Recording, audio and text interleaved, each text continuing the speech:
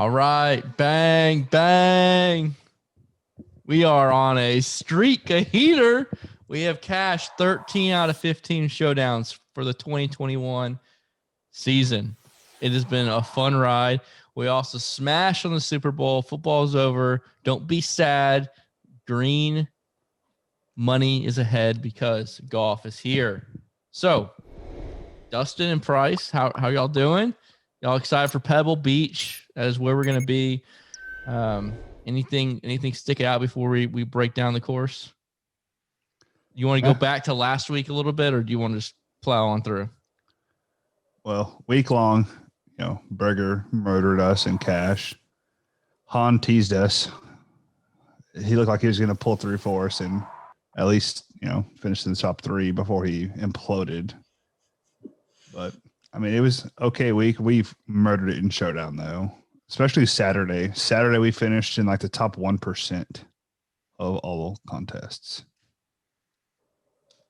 I'm excited. I'm excited for this week. Let's get to this week. I am a little upset that my boy Xander just is turning into a phenom. Just can't close. He's not there yet, but that was a pretty bad performance. He just needed to go 3 under and win the tournament. So we are in Pebble Beach, California. We're back to playing this year 2 courses. There's usually, if you're not too familiar, there's usually a Pro-Am as well. They play 3 different courses. This year they're playing Pebble Beach and then Spyglass Hill on Thursday, Friday, and then Pebble Beach for the remainder of the time. So 3 of the 4 rounds is at Pebble Beach. And there's 156 players. Like I said, no Pro-Am. There's not as many fans with COVID. So they've actually made the course a little bit longer. I'll say both of them are around 100 yards longer. Doesn't really do too much. We have the top 65 plus ties after 36 holes. In the past, with this has been 54 holes. So going back down to more traditional 36 holes. Now, we got a guy named Dustin Johnson above 12K. We haven't had somebody above 12K, I feel like, in a while. He's right at 12K. This field's a little bit weaker, highlighted by Patrick Cantlay. Paul Casey's coming back over. He's striking the ball well. And our favorite, Daniel Berger, who really screwed us last week. I had an amazing 6-6 lineup going until Berger fell down the stretch. But we also have some sponsor exemptions like Wills Alturas, who is striking the ball really well. And then Jordan Spieth, who don't know how you can shoot a 61 with not playing off the tee well at all. Now let's get into it. Go from the top range and then down. You know how it goes. But before we do, be sure to like, comment, and subscribe. We do appreciate that. Also follow us on socials. Like I said, we've been smashing showdowns 13 out of the last 15 times, and we give out free picks for showdowns on our socials. So if you're not a member, that's no big deal. You can start winning some money playing the showdown lineups and then become a member, right? So let's get into it. Starting with Dustin Johnson, all the way down to the 10K range. Berger's at the bottom now. There's not that many golfers up here, from DJ, Patrick Cantlay, Paul Casey, and Berger. Start with you, Dustin. Where are you at the top here? Well, you can't go wrong with a guy named Dustin at the top. A lot of resemblance to myself. Tall, handsome, good at golf. But oh wait, that last part's not true.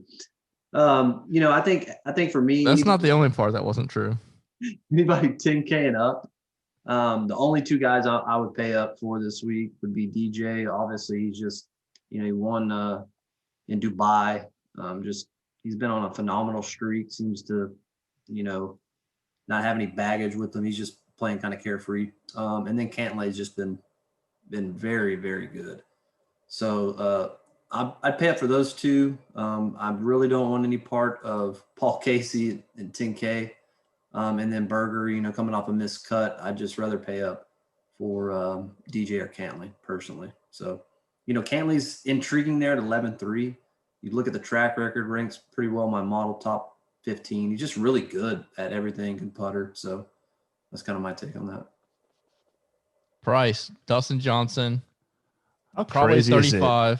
Dustin owned. Johnson has finished worse than second place twice in his last 9 tournaments. I guess 6th and 11th. Other than that, he's been top 2 every tournament. And he's won here in the past. I mean,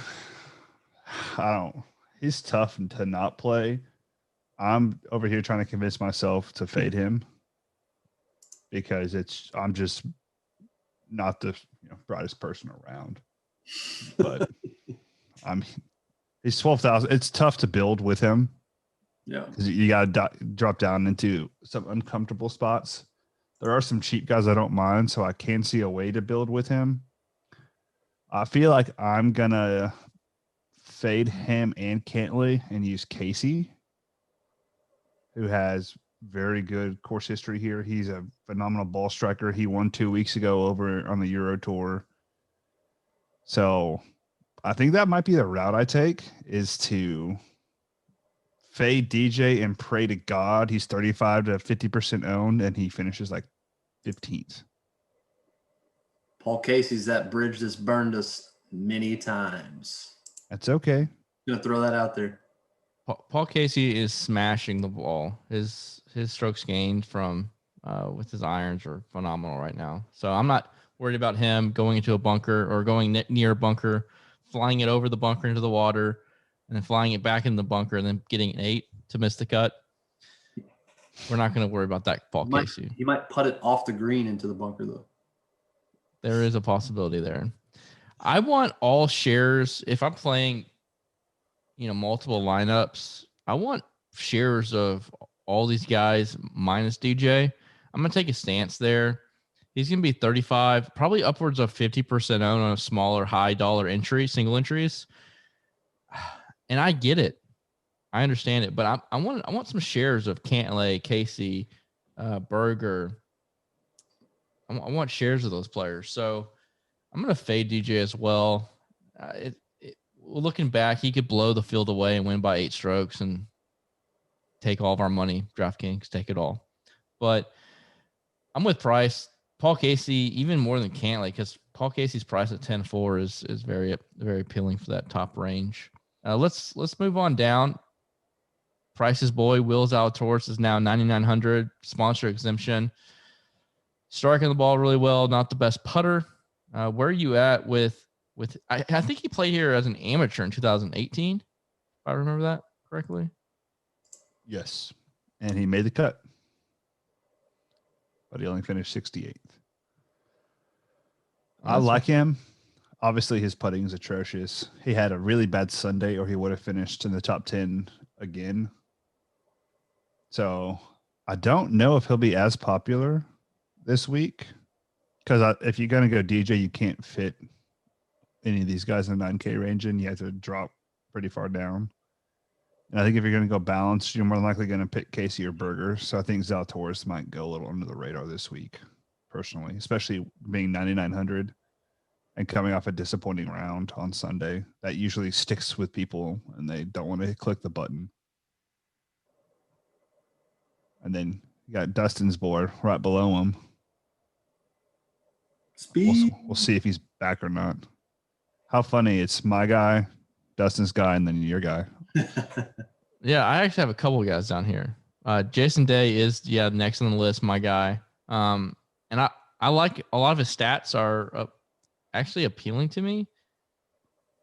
I don't know, and his around the green is phenomenal, and putting is really good. So these are smaller greens, which I like Jason Day here. I don't love his price because I love below there at 9,300, and then also Siwoo at 9,400. But Francesco Molinari is someone who's hitting the ball, striking the ball well, and I love a balanced build. Looking through this with Francesco, I like Sam Burns. He's standing out on a couple rolling metrics for me. This 9K range is loaded with talent. This isn't the deepest field, but there's some good, not like next level golfers, beyond like the DJs or, Cantlay, Casey type of golfers. I can't even put those 2 golfers in there, but they're the next tier down, and I think some pretty good value there. Yeah, I personally love the 8K and up range. I think there's a ton of good golfers especially for the field. Obviously, it's a weaker field, but I think that you can get a lot of value there in the middle. And sticking solely to the 9K, I think my favorite, I like Siwoo and Zalatoris as my top two, personally. Obviously, can't go wrong with Molinari. He's seen a big jump in price. We kept saying how bad price he was. The last couple tournaments when he was 6,700 one time or something crazy like that. So two other guys that stick out just because they've been playing really good is Burns and Davis. But if I have to pick, I'm going Siwoo and Zalatoris. One last thing to add on Molinari. I know Price is not the biggest fan of Francesco Molinari, but proximity 100 to 125 is a stat that is needed here and something to look at. And for my model, he is 5th on proximity 100 125. So he's fitting a model that I like. I like his price range, and that's a lot to say. Him and Paul Casey are kind of similar. It's not that I don't like him. He hadn't played in 10 months, and I didn't want to jump onto him until he actually showed that he could actually play a whole tournament and do decent. He does liking him. He done showed it. He done showed it. Yeah, he has. All right, Price, Mr. Energy. Let's hear you at the 8K range. Well, sorry, I'm tired. I've worked like 100 freaking hours in the last 8 days. 8K, everyone's going to go Streelman here. He's course horse. He's gained like 50 freaking strokes against the field at this tournament. But I'm going to go right below him and go Max Homa, who 3 straight weeks he's done well. And I think the top of this is going to be kind of a dead zone for ownership, in my opinion, because I really do think once you click DJ or Cantley, you can't click these higher end people. You have to drop down in the high 7, mid 7K range, and so you'll get to skip these guys. And I think if you want to go balanced, we talked about using, Molinari, your boy Burns. Homa's right there too at 8,800. I mean, he's gaining a ton of opportunities, good DK points, and he has, I think, 4 straight top 40s, and that he had 1 bad round last week. Otherwise, he would have finished in the top 20. Love him. And Brendan Steele, that's about it in the 8K range for me. I don't really like the other people too much. Do you have any worries with Max Homa with this around the green game is not the best? Smaller greens and no. I think he'll be fine. Yeah. I like him. I like him a lot too. He's getting in more. He finished 14th here last year and 10th the year before. Yeah. I think he'll be fine. Yeah, he is getting more pricey, but I do think his ownership is not going to be high, especially with what you said, Price, from if you go to DJ, you can't be picking Max Homa as their second golfer. He's been really, really great on approach to the last 2 or 3 tournaments. It's off the tee that's kind of been a little waysome, but if he gets that figured out, a lot of these holes you don't have to hit drivers, so maybe if he's hitting something where he's getting in the fairway, I think his approach game, he gained 6 strokes last week and 4.5 the tournament before. So I think Chris, elephant in the room. Sorry to cut you off. I just clicked on tournament history and saw this left-hander's strokes gained history at this golf course being plus 57. I'm not playing Phil. With 4 top 3s in the last 5 years. I know. I'm not playing Phil Mickelson. And he honestly, on a proximity 100 125. But he hits bombs. Is incredible. And he's really good on DraftKings points. Bro, you're playing him. He rates out. I know he rates out 14th on my model. You're playing him. No, I'm not. I'm not playing him. I'm not. Even though I really love taking players with different. Whenever the course says this is the type of player you need, and this is the type of player that Phil Mickelson is, shorter course, he sprays and prays, but he doesn't have to worry about that this week. It's all about around the game, short game, proximity, 100, 125, and he murders all those areas. And he loves this place, but I'm not playing him. I like You have a lot of reasons. the young guns. No, I just he's not playing. He's old. Yeah, he's not there. It doesn't matter if he's old. Steve Stricker's freaking 90 and he finished top 10 last week. Look, Tom if Phil Brady's Mickelson 43. was in the 7K range, I would look at it, but I'm not paying 8,600 for him. He's too expensive for his form. I would much rather pay down 600 for someone like Matthew Naismith, who's been doing really well lately, as of late. Norlander. I like Norlander. Naismith has been putting better. If he putts well, he's going to, get the results he's been getting. So I like at 8K that. And then you said Alex Norton. Is that who you said?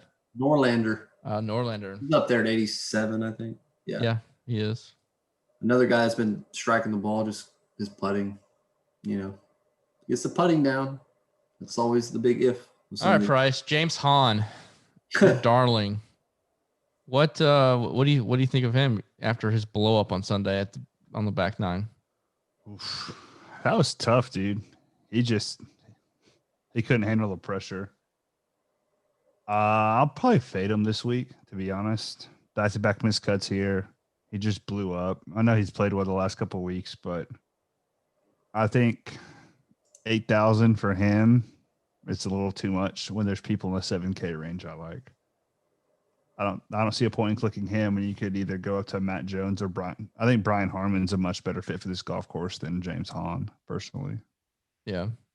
Talking about the 7K range, there's one golfer that really, really sticks out. I hope you don't say his name.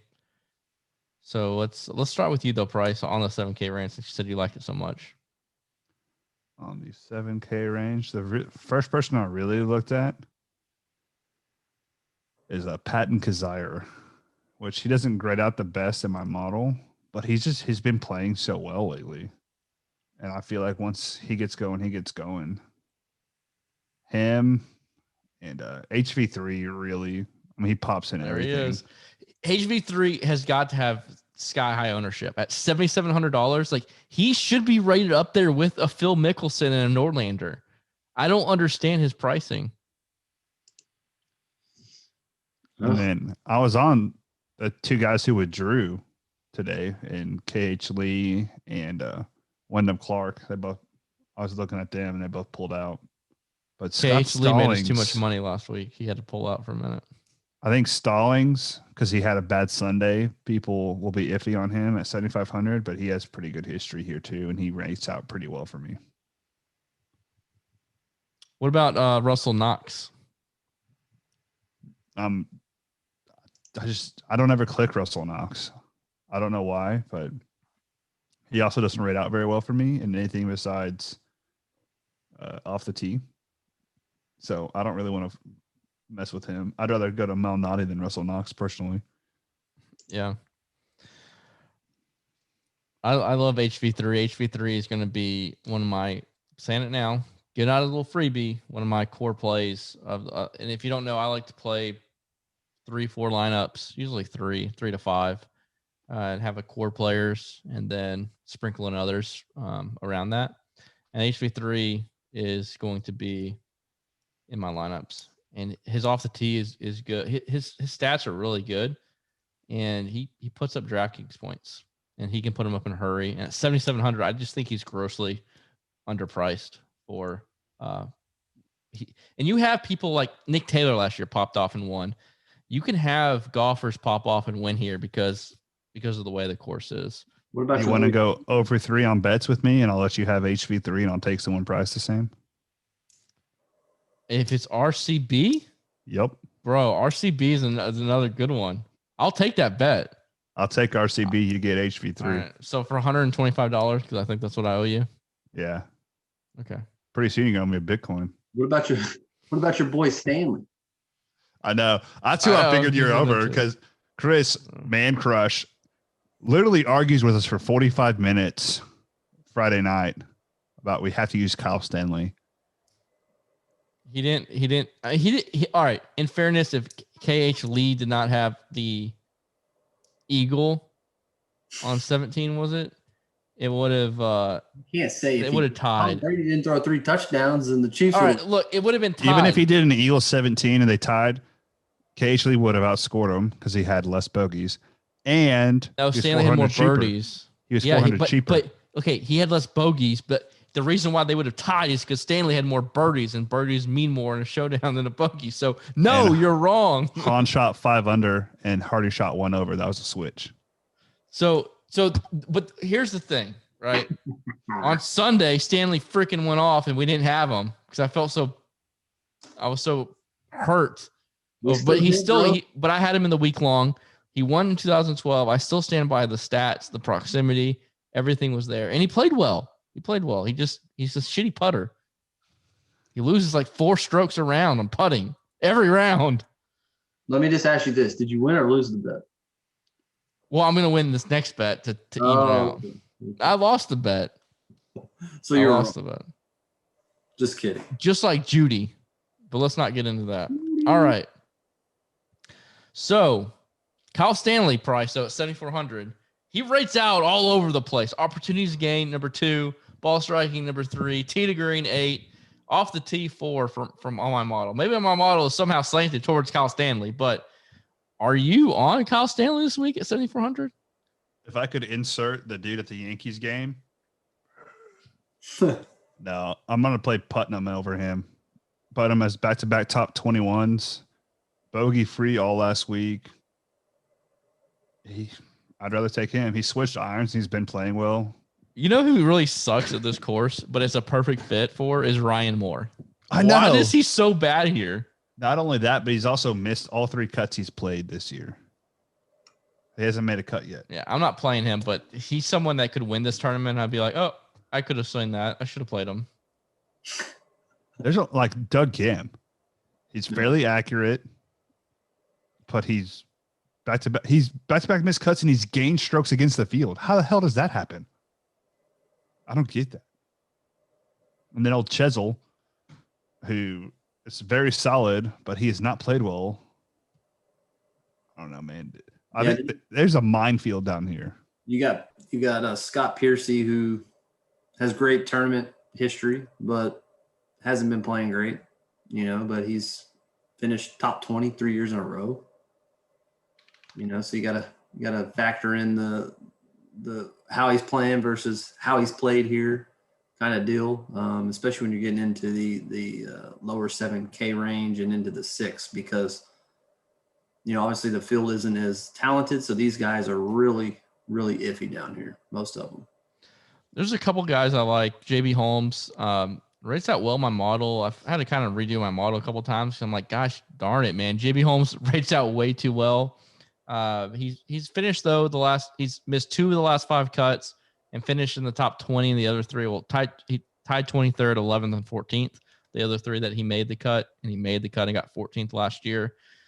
So he has a lot of course history here, which I do think matters. And then 6,600 though, like if you're going to go up there and get DJ, you might have to dip down here in that $6,600 range, and I think that's pretty intriguing.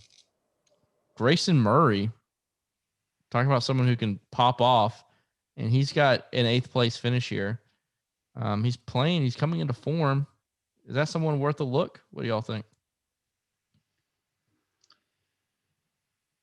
I mean, is anybody worth a look down here? Obviously, you look at the tournament history, right? Every year you got a bunch of these guys that are going to finish okay. Like a Brian Gay or something that's made the cut the past 5 years, but he's missed the last 2 cuts in the tournament. Course kind of fits his style of play. But 6,600. You want to risk it. It kind of will all depend on your build, right? If you're going DJ and some of the other top end guys, you might have to venture down here and take a chance. But, for me, being more the cash type build, I'll probably try to stay away from the 6K range. 100%. What about your boy that's popping off in the model, Chris? Old Timmy. No, I don't. I'm not saying no. His proximity 100 to 125. Tim Wilkinson 6600, number one, and he has so many stats. He's fourth in my model, fourth. So I need to do some more digging on old Timmy to try to figure out if I want to play him or not. What are you on with him, Price? Timmy or Jimmy? I'm not going to play Timmy or Jimmy. But what is funny is this is a tournament where I don't know if y'all remember a few years ago where it was Ted Potter Jr. and DJ, and Ted Potter Jr. beat the brakes off DJ in the final round. Yeah. So this is a tournament where random people can win. I really like Chase Seifert. He's cheap, very good putter. Troy Merritt's also someone who I wouldn't mind using. He's okay course history. He usually does well in weaker field events. Josh Teeter at 6,600. I think he has potential to do well. He's made a few cuts in a row. I think Christopher Ventura is another guy who should be priced a little bit higher than 6,600. And then probably my favorite super cheap play is Sung-Yul No. He has missed both cuts this year. I think he's been close to the cut line. He was on the raw end of the draw at Torrey, where he had to play the South course on Friday in his inclement weather. But played here one time. He finished 8th. He's a good golfer. He just got back from his mandated 2 years in the military from South Korea. But I feel like he's a guy who, if you're going to go DJ, he's someone who putts great on POA and could be someone to throw in to help you out too. Bang, bang. There you have it. Let's wrap this up. But appreciate y'all watching. And let's go make some money. Be on the lookout for our deep dive coming out on Wednesday. And we'll throw some tidbits of some stats out there throughout the week on our socials, Twitter and Facebook, the DFS Dads. And let's get it.